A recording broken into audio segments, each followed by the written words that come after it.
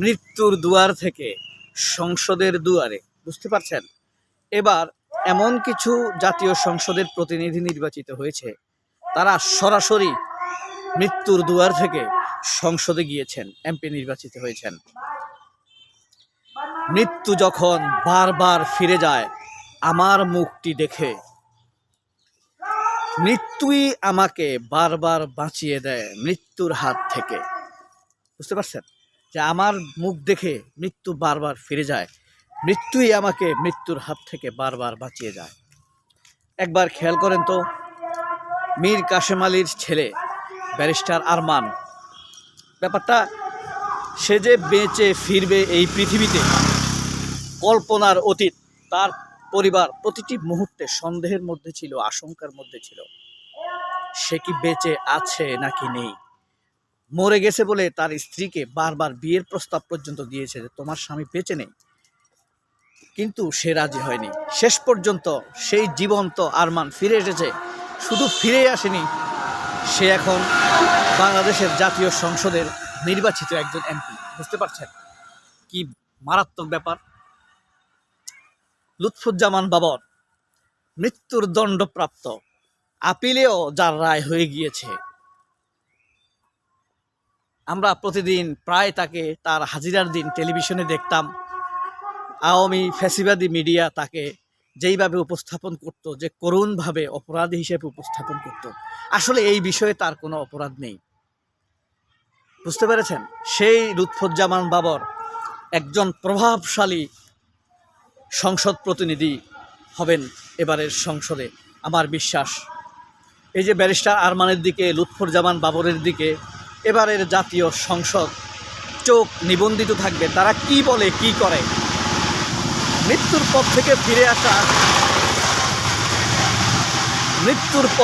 ফিরে আসা জাতীয় সংসদের বোনাফাইড পার্লামেন্ট মেম্বার, বুঝতে পারছেন? আব্দুস সালাম পিন্টু, চিনতে পারছেন?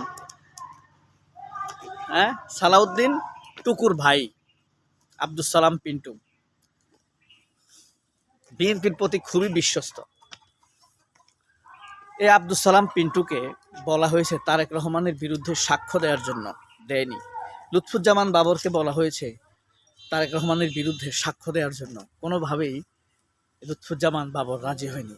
জিয়া পরিবারের প্রতি, বেগম খালেদা জিয়ার প্রতি এতটাই বিশ্বস্ত লুৎফুজ্জামান বাবর। তার ভবিষ্যৎ কেমন হয়? তার এই জীবন কিন্তু বোনাস লাইফ। ব্যারিস্টার আরমানের এই জীবনটা বোনাস লাইফ, আল্লাহর দেওয়া করুণা।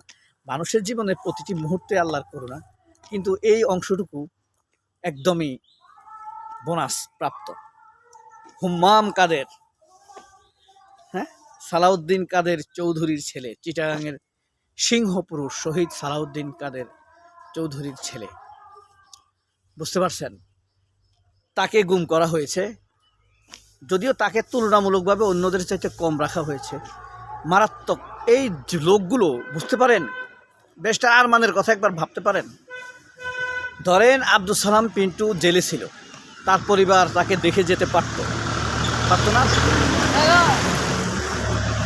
প্রতিনিয়ত তার পরিবার তাকে দেখতে যেতে পারত। হ্যাঁ, লুৎফুজ্জামান বাবর মানে পরিবার দেখতে যেতে পারত, মৃত্যুর দিন গোনা। কিন্তু ব্যারিস্টার আরমানের ব্যাপারটা কিন্তু ছিল আরো ভয়ঙ্কর, আরো ভয়াবহ। বিশ্বাস হচ্ছে? বুঝতে পারছেন কত ভয়ঙ্কর, কত ভয়াবহ ব্যারিস্টার আরমানের ব্যাপারটা? মানে প্রত্যেক দিন যে কোনো মুহূর্তে তাকে মারতে পারে। তার মা জানে না কোথায় আছে, তার স্ত্রী, তার সন্তানরা, তার ছেলেগুলো জানে না, মেয়েগুলো জানে না ব্যারিস্টার আরমান কোথায় আছে। ওদিকে এটাও জানে না তার বাবাকে কি ফাঁসি দেওয়া হয়েছে নাকি মেরে ফেলা হয়েছে। তার বাবাও সেই খবর নিয়ে যেতে পারে। আমি 4 জনের কথা বললাম না আপনাদের, এরকম হয়তো আরও আছে, কিন্তু অনেক মানুষ আছে, হয়তো হাজার হাজার মানুষকে তারা গুম করেছে না, নিশ্চিতভাবে আছে। কিন্তু এই মৃত্যুর দুয়ার থেকে তারা এখন আইন প্রণয়ন করবে। আমরা কি পরম করুণাময় আল্লাহর কাছে এই দোয়া করতে পারি যে এদের দ্বারা যেন মানুষের উপকার করার মতো আইন হয়? এই দোয়া আমাদের জন্য কি বাঞ্ছনীয়? কারণ হলো এই ব্যারিস্টার আরমান জীবনেও ভাবে নাই তিনি বেঁচে আসবেন। সে তার বাবার হাসপাতালের সামনে গিয়ে একজন ফকিরের মতো দাঁড়ায় আছে, যে বলছে তোমরা কি আমাকে চিনো? কেউ তাকে চিনে না, তার বাবার হাসপাতাল। সে কান্না কান্না করে এই কথাটা বলছে, বুঝতে পারছেন? তার বাবার ইবনে সিনা, আরো অনেক হাসপাতাল আছে, ওষুধ কোম্পানি আছে, ব্যাংক আছে, বুঝতে পারছেন? তো এই যে চারজন লোকের কথা বললাম, ব্যারিস্টার আরমান, হুম্মাম কাদের চৌধুরী, লুৎফুজ্জামান বাবর, হ্যাঁ, আব্দুল সালাম পিন্টু,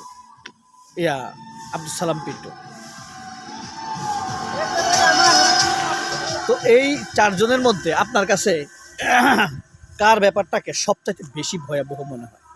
একটার চাইতে একটা কম না, সবগুলা ভয়াবহ। তবে আমার কাছে সবচাইতে রোমহর্ষক, প্রতি মুহূর্তের মৃত্যু। মনে হয় যেন 8 বছর যাবৎ গুম ছিলেন তো ব্যারিস্টার আরমান, মানে 8 বছর যাবৎ তিনি মৃত্যু যন্ত্রণা ভুগেছেন। বুঝেন? কিন্তু একটা মানুষ মারা যাইতে কতক্ষণ লাগে? কয়েক সেকেন্ড। যারা একটু বেশি কষ্ট পায় তাদের হয়তো একটু বেশি, কয়েক সেকেন্ডে মানুষ চলে যায়। কিন্তু ব্যারিস্টার আরমানের মৃত্যু যন্ত্রণাটা ছিল 8 বছর যাবৎ, প্রতিটি মুহূর্তে তিনি মৃত্যু যন্ত্রণা ভোগ করেছেন, আমার একটা ধারণা।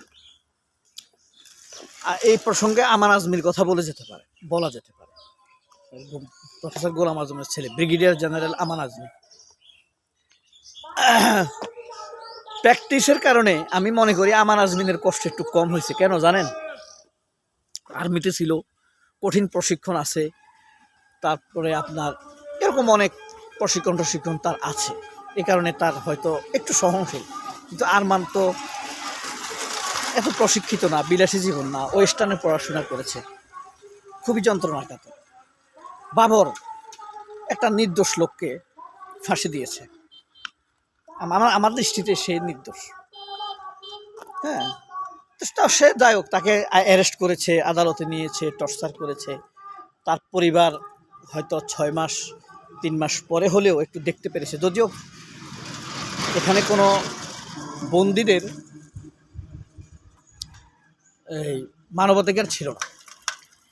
হ্যাঁ, কোনো বন্দিরই এখানে কোনো মানবাধিকার ছিল না, যে কারণে সেটাও কষ্টদায়ক, যে কোনো মুহূর্তে মেরে ফেলতে পারে, এরকম শঙ্কা তাদের মধ্যে ছিল।